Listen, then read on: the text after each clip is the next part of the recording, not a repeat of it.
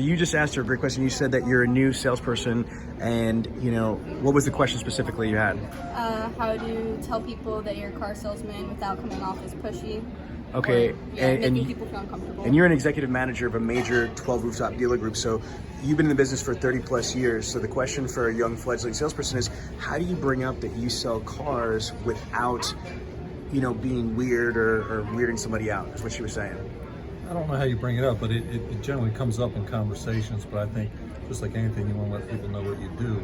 And it's, when I first got in, I was sharing with her that I was, embarrassed that I was a car salesman. But me too.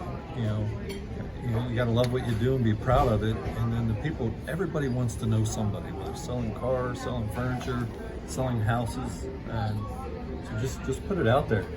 That's what I would tell you. Just put it out there and be proud of it. Absolutely. In my opinion, what I would say is this. Lee, hold this on here.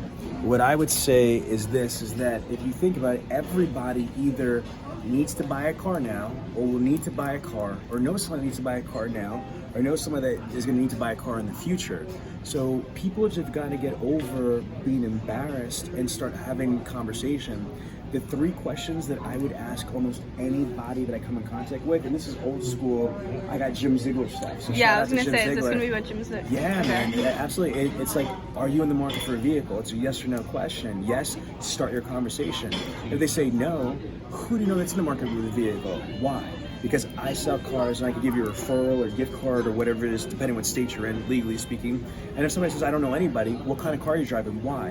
Because we buy used cars. If I could get you more for your vehicle than it's worth, would you consider selling me your vehicle? Those 3 questions, in my opinion, you should ask everybody, everywhere, every day, without exception, without fail, because it's a numbers game. Eventually, someone's going to say, I need to call. I've got videos, guys. Like, and you can look at this on YouTube. If you go to YouTube and type in Sean V. Bradley tattoo artist, Sean V. Bradley ups waiter, Sean V. Bradley ups waitress, for a wreck when I go out. Like, I was getting this huge tattoo for Dealer Surgery in Iowa, and I am upping the tattoo artist. And at first she's like, I don't really care. Then I'm like, do you know that you can make an extra $7,000, $8,000 for doing nothing? She's like, I'm really interested. I mean, and I've upped waiters and waitresses, and this is stuff we're gonna go over tomorrow.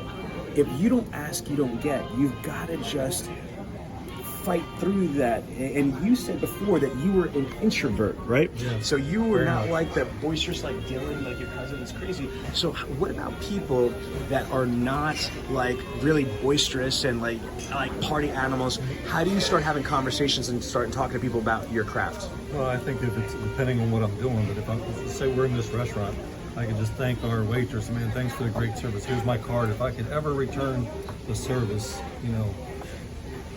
here it is. No, that's it. That's it. You just have to have a conversation. What people got to do is not worry about what people are going to say. Some people are going to be like, right now, we're in Carrabba's or what have you, and I'm sitting here shooting a video. Why? Because I'm not shy, and you can't be